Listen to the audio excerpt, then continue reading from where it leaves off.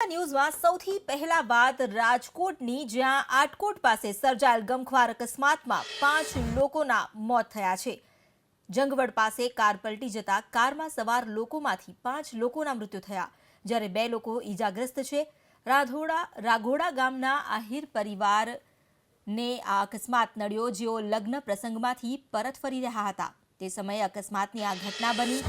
જો કે હાલ તો ઈજાગ્રસ્ત લોકોને સારવાર માટે હોસ્પિટલ ખસેડવામાં આવ્યા છે।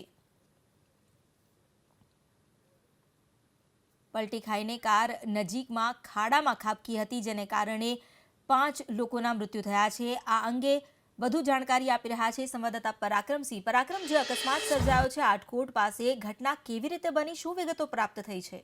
જી ચોક્કસ, રાજકોટ ભાવનગર હાઈવે પર જંગવડ પાસે અકસ્માત થયો છે અને રંગોડાના લંગાડા ગામના આ જે 3 વ્યક્તિઓ છે, કુલ 5 વ્યક્તિઓના મૃત્યુ થયા છે અને 2 વ્યક્તિઓ ઈજાગ્રસ્ત છે। કાર પલટી મારતાની સાથે જ આ સમગ્ર જે ઘટના બની છે, જૂનાગઢથી લગ્ન પ્રસંગમાં હાજરી આપવા જતા હતા ત્યારે અકસ્માત સર્જાયો છે અને રાજકોટ ભાવનગર હાઈવે પર જંગવડ ગામ પાસે અકસ્માતની સમગ્ર જે ઘટના બની છે, ત્યારે કહી શકાય કે જે અત્યાર સુધીમાં 5 લોકોના મૃત્યુ થયા છે અને 2 લોકોને રાજકોટ સિવિલ હોસ્પિટલમાં ઘાયલોને ખસેડવામાં આવ્યા છે। કાર પલટી મારતાની સાથે જ રંગોડા ગામ આવેલું છે, ત્યાંના રંગોડા ગામની બાજુમાં ભાવનગર જિલ્લાનું લંગાડા છે, ત્યાંના 3 વ્યક્તિઓ છે અને 1 વ્યક્તિ સુરતના હોવાનું અત્યારે પ્રાથમિક જે હકીકત મેળવાઈ રહી છે। સમગ્ર મામલાને લઈને પોલીસ દ્વારા વધુ તપાસ હાથ ધરવામાં આવી છે। જૂનાગઢથી લગ્ન પ્રસંગમાં હાજરી આપવા માટે જતા હતા ત્યારે આ અકસ્માત સર્જાયો છે અને જે કહી શકાય લંગાડા ગામના આ તમામ વ્યક્તિઓ છે, 1 વ્યક્તિ સુરતના છે,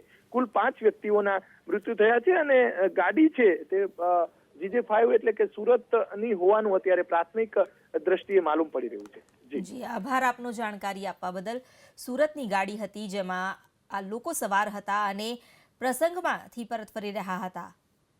જો કે પરત ફરતા જ તેઓ કારના સાથે તેમનો ભેટો થઈ ગયો।